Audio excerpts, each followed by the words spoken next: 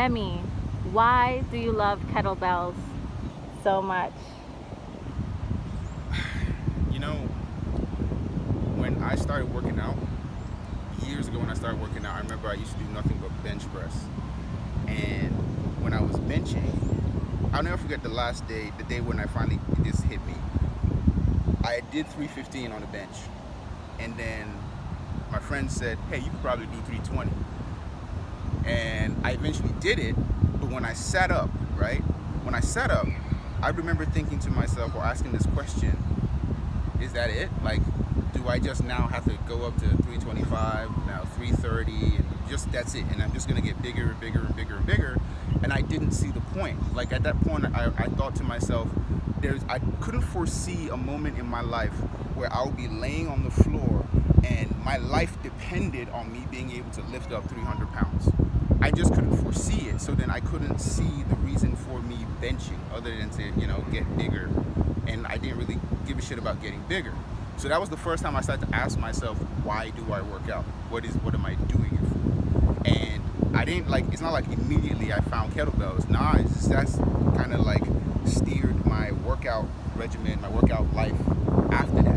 It was trying to find something. And I started to learn more as a trainer. Then I just started to think to me, why don't we work the entire body? Why do we always break it up into individual things? So I kind of started doing things like that where I work every muscle in the entire body, and that's how I found CrossFit, right? And I started doing CrossFit for a little bit, and I liked CrossFit. The thing I liked about CrossFit was I'd never worked out that hard before, and it was dope to see that you can actually get through it when you come out on the other side of a grueling workout. But then after a while, I don't know, I just got tired of doing that. I felt like I was beating my body up. I thought I was punishing my body.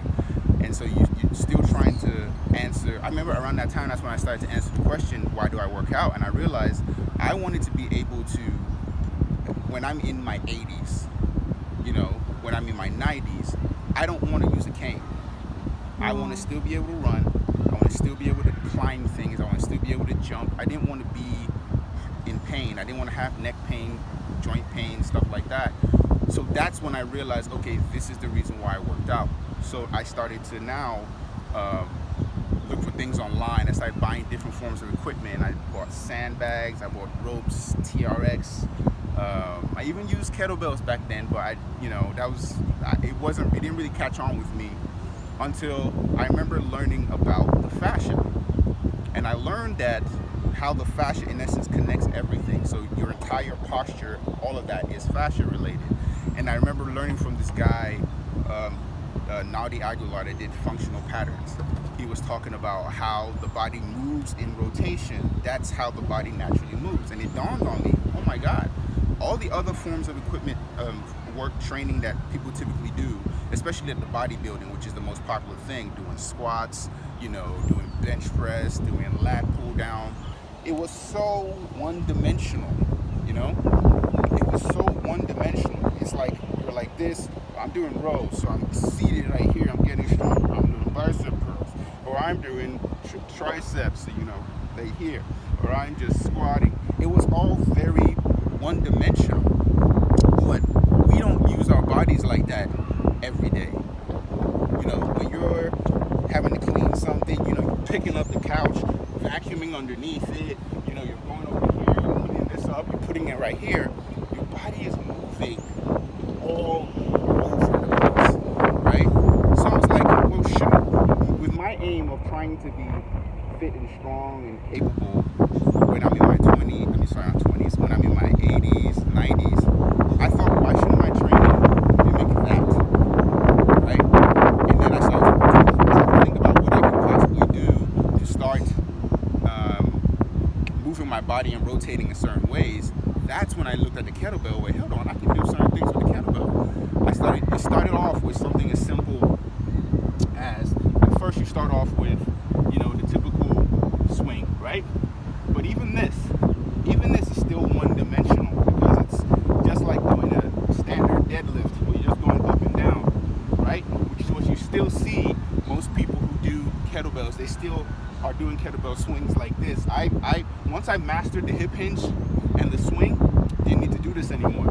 That's when I go into this one hand, right? And at first, I was very stiff. But then I started to intentionally add rotation to it. So now I'm working my obliques. And after that, that's when you start realizing, oh, I can make up a whole bunch of combinations, right? Allowing my body to rotate, doing things, right? Doing a whole bunch of combinations and still moving with my body, right?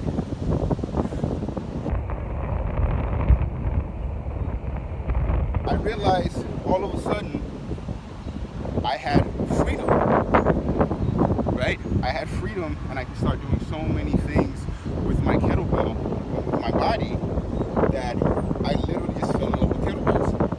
And then I realized too that, say I'm starting off right now with this is a 35-pound kettlebell. I keep doing these movements until I've mastered them. Then I come back and do the same movement with a 45-pound kettlebell. Same thing, I keep going. 55-pound kettlebell, then a 65. If I just stay consistent, what's happening is I'm getting stronger. But I'm not just getting stronger in terms of just one individual muscle.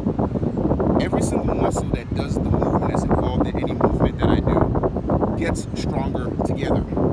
Like it was teamwork, it was unity. It was like I'm training the entire body to learn how to control itself. And as I started to do that and think like that, like originally I could do certain movements with 25 pounds, now I can do it with 35 pounds, and I started to see that, that's when I began to really fall in love with kettlebells to the point where over the past, I haven't really worked out with anything else since, I want to say 2017, 2018. So why do I like using kettlebells? It's really because it gives me the freedom that I need to do the things that I want to do. And I really believe that kettlebells can help you heal your body. And every single time I train, what I'm doing is I'm exploring that. I'm exploring what my body can do and how it can heal itself.